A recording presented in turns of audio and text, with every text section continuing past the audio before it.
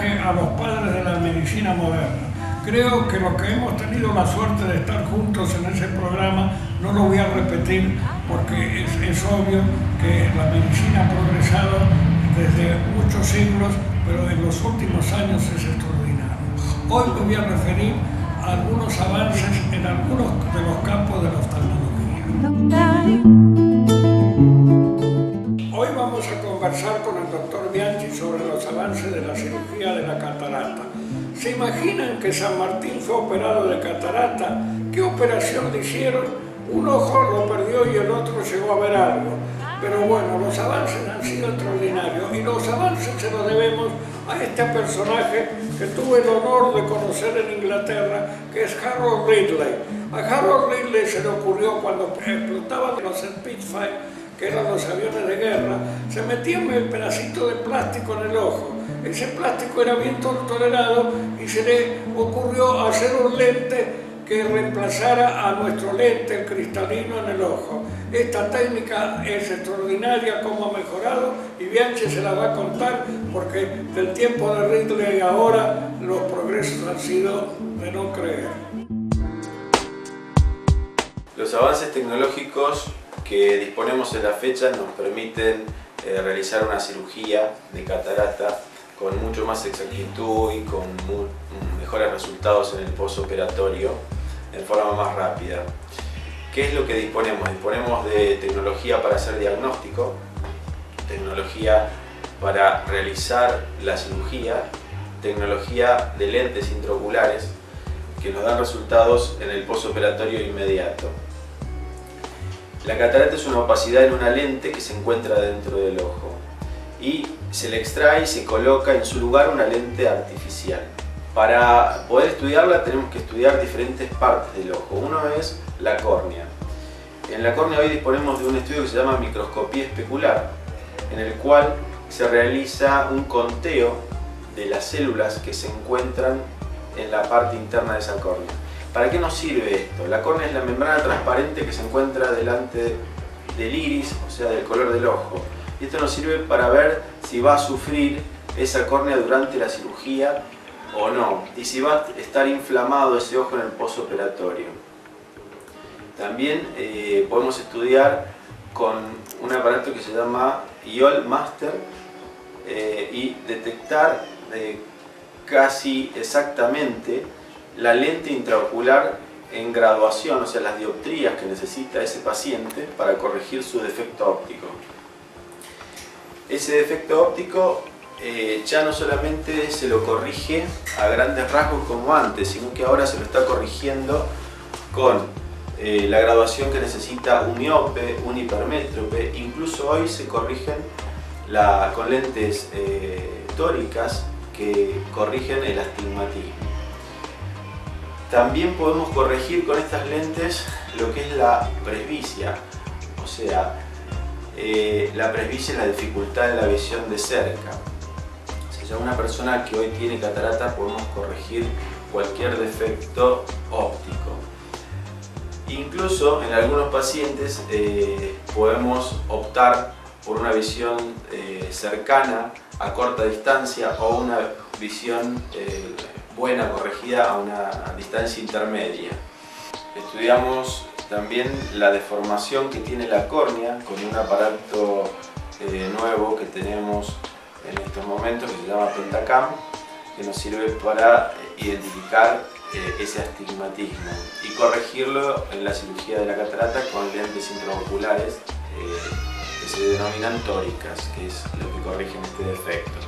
Los aparatos que tenemos para realizar la cirugía hoy en día constan de sistemas y sensores en los cuales nos detectan la presión que tiene el ojo y como es ultrasonido lo que está vibrando dentro del ojo para desarmar la catarata, para diluirla, estos sistemas hoy por hoy están usando la mínima cantidad de ese ultrasonido para que el ojo no se inflame y tenga un resultado postoperatorio sin inflamación o con la menor inflamación posible, gracias a un movimiento de líquidos que mantienen esa presión, se obtienen estos resultados. Las lentes intraoculares que tenemos hoy en día son plegables, o sea, ya se inyectan dentro del ojo, vienen con tonalidad para proteger de luz azul, vienen con protección de rayos ultravioletas, vienen con corrección para miopías, hipermetropías, para corregir astigmatismo, y también vienen lentes que es el avance actual para corregir la presbicia. Estas lentes hoy se colocan por incisiones muy pequeñas, haciendo que la recuperación postoperatoria también sea más rápida, disminuyendo los riesgos de entrada de bacterias hacia el ojo, porque la incisión ha sido pequeña, o sea, también se ha disminuido en gran forma lo que son las infecciones postoperatorias. También eso reduce la generación de astigmatismo, que es la deformación de la córnea, ese tipo de incisiones pequeñas, porque las lentes ya no se colocan en forma entera, sino que se pliegan y se inyectan dentro del ojo.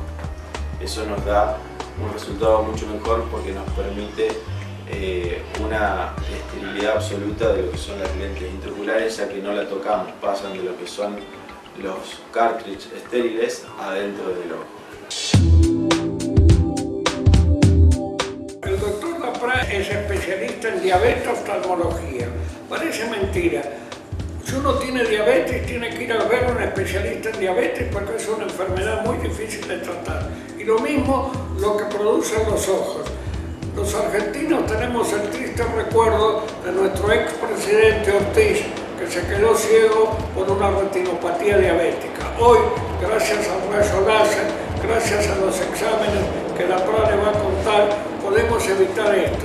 Lo único que necesitan estos enfermos es controlarse muy bien su diabetes, que es la enfermedad de base. La mácula es la parte central de la retina, encargada de darnos la visión de precisión, la visión de colores, en fin, la de los detalles finos. Es allí justamente donde en la diabetes se produce una acumulación de líquido, lo cual genera un deterioro muy importante en la visión. La mácula, en este caso, es conveniente estudiarla para anticiparnos a estas complicaciones. Para ello contamos con una herramienta muy importante que es la tomografía de coherencia óptica, OCT, que es la sigla que se identifica a nivel mundial. Con ello, esta herramienta nos permite realizar diagnósticos tempranos y actuar de manera oportuna terapéuticamente. Es también una herramienta que nos permite monitorear permanentemente cuál es la evolución desde el punto de vista de la patología, como así también el resultado terapéutico. Quiero recalcar que este es un tratamiento no invasivo, por lo tanto el paciente no debe tomar ninguna medicación ni antes ni durante el procedimiento. Entonces, la OCT, o sea la tomografía de coherencia óptica, nos da información cualitativa, ya que nos da todo lo que significan datos con respecto a la ubicación de las lesiones, y cuantitativa, dándonos la dimensión de la complicación. Ahora, el otro adelanto tecnológico muy importante es desde el punto de vista terapéutico, que es el láser Pascal. El láser Pascal es un método seguro de tratamiento que se utiliza para la retinopatía diabética y la maculopatía diabética. Esto es un método también no invasivo que nos da una pauta con respecto a la aplicación en mucho menor tiempo, con menor percepción de molestias por parte del paciente, con disparos que son equidistantes y seguros en toda la superficie de la retina, y con una recuperación por parte tanto del tratamiento inmediato como de la recuperación de lesiones en un tiempo más corto que el resto de los láseres convencionales. Bueno, más allá de los otros procedimientos terapéuticos como la inyección de sustancias intravítreas como la vitrectomía, estos dos elementos, el diagnóstico con la tomografía como la aplicación del láser, son avances que han mejorado notablemente el pronóstico de estas patologías que siguen siendo, desde el punto de vista de la pérdida de visión, la más importante. Qué enfermedad triste triste que es el glaucoma, porque cuando no se trata produce pérdida de la visión, pérdida del ojo, pérdida del nervio óptico y ya no se puede recuperar más con ninguna tecnología. Así que el doctor Cataldi le va a mostrar cómo se tienen que tratar y cómo evitar que ese nervio óptico sufra por la presión ocular que a veces lo acompaña. Pero lo importante, la enfermedad del nervio óptico irreversible. El tema que nos compete hoy es hablar sobre los avances de glaucoma. Podemos dividir los avances en glaucoma en el diagnóstico, en el tratamiento y la rehabilitación. Con respecto al diagnóstico, los aportes tecnológicos son de gran importancia. Por ejemplo, tenemos aquí un tomógrafo, ¿sí?, que con este tomógrafo nos permite evaluar el nervio óptico. Este aparato actualmente tiene un nuevo software que nos permite hacer un diagnóstico precoz en pacientes que tienen glaucoma. Básicamente nos permite medir las fibras del nervio óptico y ante un daño leve nos permite actuar en forma temprana. Con respecto a los avances en el tratamiento quirúrgico del glaucoma, podemos hablar básicamente de dos avances. Primero vamos a hablar del tratamiento láser. Con esta nueva tecnología nos permite realizar un tratamiento láser que no produce un daño térmico. Con este láser el objetivo es limpiar los conductos de salida que tiene los pacientes que presentan glaucoma y bajar la presión intraocular. Básicamente con la tecnología anterior se produció un daño térmico y con este nuevo láser es un láser que trabaja en frío sin producir un daño. Esto nos permite poder repetirlo sin que haya ningún tipo de inconvenientes. Con respecto al tratamiento quirúrgico de glaucoma, hay una nueva serie de dispositivos de drenaje que aquí traje un modelo ampliado de lo que sería un dispositivo de drenaje, que es un conducto básicamente que se coloca en el ojo para que el humor acuoso, que es el líquido que se encuentra dentro del ojo, pueda drenar y con esto disminuir la presión intraocular. Con respecto al diagnóstico, ya mencionamos que es de gran importancia el diagnóstico precoz en glaucoma. Quería mostrarles este nuevo campo visual. Es un campo visual que, a diferencia con el campo visual tradicional, utiliza otra tecnología. Esta tecnología se llama de doble frecuencia y nos permite detectar cambios en el campo visual en forma más precoz que el campo visual tradicional. Y esto nos permite el diagnóstico más temprano y por lo tanto implementar un tratamiento en forma temprana.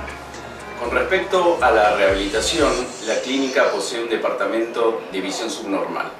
Lamentablemente, en los pacientes donde no se ha podido detectar a tiempo esta patología de glaucoma y que ya tienen un daño visual, tenemos ayudas ópticas. Esto se realiza en un departamento que se denomina de visión subnormal y con estas ayudas ópticas, que conllevan filtros, contrastes, sistemas de amplificación, el paciente puede alcanzar una mejor visión de la que posee. Esto le va a permitir poder leer o poder ver de lejos, mientras que con un anteojo común no lo podría llegar a hacer. El doctor Zoraide es el director de la clínica de Morón. Es un gran especialista en cirugía refractiva. ¿Qué es la cirugía refractiva? Es tallar un lente de contacto en la propia córnea del enfermo. Para eso el rayo láser y las técnicas de medición nos han ayudado muchísimo y Zoraide se las va a contar muy bien porque tiene una gran experiencia en ello. Bueno, muchas gracias, doctor Nano, por las palabras de introducción o presentación a este capítulo que es la cirugía refractiva. Es decir, en los últimos años uno de los grandes avances de la oftalmología es lo que se ha dado a llamar la cirugía refractiva. O sea, aquel tipo de cirugía que permite corregir vicios de refracción. Dicho de una manera más simple, eliminar en gran parte el uso de anteojos. Los principales vicios de refracción que afectan a un número muy alto de personas de la población en general son la miopía, la hipermetropía y el astigmatismo, que obligan a un gran número de ellos a la utilización de anteojos en forma permanente para lograr una buena imagen visual.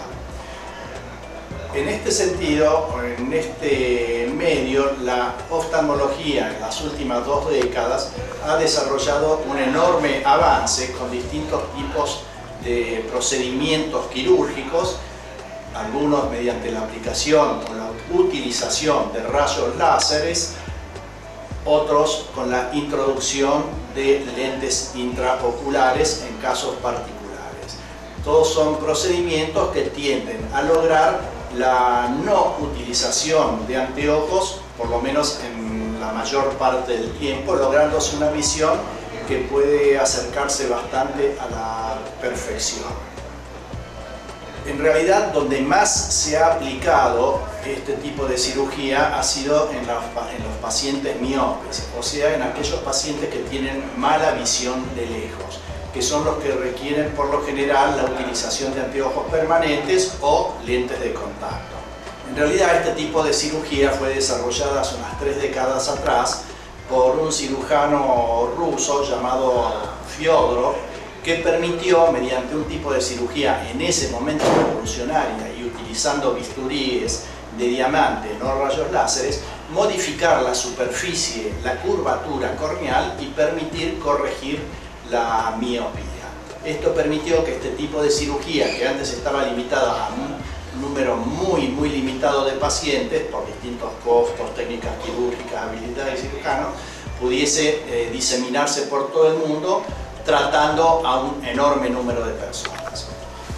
Posteriormente, con el avance de las distintas tecnologías, se comenzaron a utilizar rayos láseres para modificar la superficie de la córnea de tal forma de tallar un verdadero lente de contacto sobre la superficie corneal y de esta forma corregir la miopía.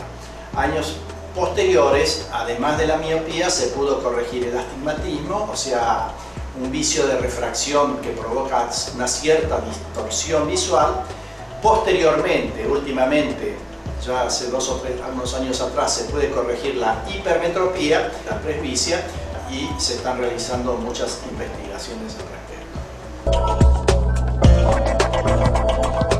La lágrima no es simplemente un líquido, son 3 capas que recubren la córnea y que cumplen una función extraordinaria para que la córnea, que es la membrana transparente, trabaje bien. Pero esto hoy se puede estudiar. Hay gran cantidad de sustitutos lagrimales, pero para llegar a un diagnóstico correcto es necesario hacer el estudio del ojo seco y ver cuál es la causa. El doctor Rivamonti lo va a explicar muy bien porque está especializado en esto desde hace muchos años. El ojo seco es un motivo frecuente de consulta en oftalmología. Se da con mayor frecuencia en mujeres a partir de la menopausia. Los síntomas característicos son ardor, sensación de cuerpo extraño o de basurita, a veces lagrimeo, picazón o sensación de pesadez en los párpados. Para estudiar el ojo seco existen diferentes métodos para estudiar las diferentes capas de la película lagrimal. La película lagrimal consta de 3 capas. La más externa es una capa oleosa, la capa media comprende la fase acuosa y la capa más interna de la película lagrimal es una capa de moco o de mucina sintetizada por las células caliciformes que se encuentran en la conjuntiva. Dentro de las técnicas para diagnóstico de ojo seco, una muy utilizada es el BUT o Break-up Time, que lo que evalúa es el tiempo de ruptura de la lágrima. Esto se hace instilando en el ojo del paciente una gota de fluoresceína. Hacemos parpadear al paciente varias veces para que se desparrame de manera uniforme sobre la superficie del ojo y a partir de ahí contamos cuántos segundos tarda la lágrima en romperse en la superficie del ojo. Habitualmente lo normal es que esta película dure como mínimo 10 segundos. Con la tinción de rosa de Bengala teñimos zonas devitalizadas de la superficie de la conjuntiva, así como restos o detritus celulares. Esta tinción sirve para evaluar la capa mucosa en la película lagrimal. El test de Schirmer consiste en la colocación de unas tiras sobre el párpado, y al cabo de 5 minutos se mide cuántos milímetros se mojaron en dichas tiras. Esto nos sirve para evaluar la producción de lágrimas, es decir, la fase acuosa de la película lagrimal, que es la capa media de la película. La citología de impresión es un método de diagnóstico que se utiliza para determinar la densidad de células caliciformes presentes en la conjuntiva. Para esto se toma un pequeño tira de papel, se apoya sobre la conjuntiva previa anestesia tópica, y esto mismo se preserva en alcohol y se manda al laboratorio para que sea analizado. Dentro de los avances para el tratamiento de ojo seco existe a partir del año 2003 la utilización de la ciclosporina, que es un inmunosupresor que se instila tópicamente en el ojo, actuando o provocando una disminución en el componente inflamatorio del ojo, y de esta manera estabilizando la película lagrimal y mejorando así la sintomatología de ojo seco. Otro de los avances es la utilización de punctum plaques o tapones lagrimales, que se utilizan cuando existe una deficiencia en la producción de lágrima. De esta manera se ocluyen los puntos lagrimales con unos tapones de silicona, evitando que la lágrima pueda drenarse por la vía lagrimal y reteniendo en la superficie del ojo la mayor cantidad de lágrima posible. También existe como alternativa terapéutica la utilización de suero autólogo. El suero autólogo se fundamenta en la utilización del plasma del propio paciente. Para esto es necesario hacer una extracción de sangre y utilizar todos los factores de crecimiento que existen en el plasma para volcarlos a un colirio, y de esta manera proveerle al ojo de todos los factores reparadores, lubricantes y factores de crecimiento en casos de ojo seco que son moderados a severos o que tienen intolerancia a los conservantes de las lágrimas que se comercializan de laboratorio. Si bien el ojo seco es una patología con una alta incidencia en la población general, es importante que los pacientes que presentan esta sintomatología concurran con el especialista para poder determinar las causas del ojo seco y poder de esta manera proveerles con la mejor alternativa terapéutica posible. Como miembro del Comité Ejecutivo del Programa Visión 2020 de la Organización Mundial de la Salud para Oftalmología, vemos cómo distintas enfermedades han podido ser eliminadas y algunas reducidas en el mundo de acuerdo a la carga de cada una de estas enfermedades. Por ejemplo, enfermedades focales como la deficiencia de vitamina A, el tracoma, la oncocercosis, han sido de las primeras enfermedades tratadas y se han logrado reducir en distintas partes del mundo, y hoy podemos decir que hay zonas libres de carga de estas enfermedades. Hay otras que han tenido una evolución muy importante y que de alguna manera está conocida por todos, como por ejemplo la catarata. Sabemos que la ceguera por catarata es la primera causa de ceguera en el mundo, pero hoy con una gran tendencia a ir disminuyendo. Todos nos acordamos cuando nuestros abuelos se operaban de catarata, que tenían que usar un anteojo aéreo, es aquel anteojo gordo con un vidrio importante, y hoy los avances como han permitido desde un lente intraocular que permite ver de lejos, de cerca o ambas distancias.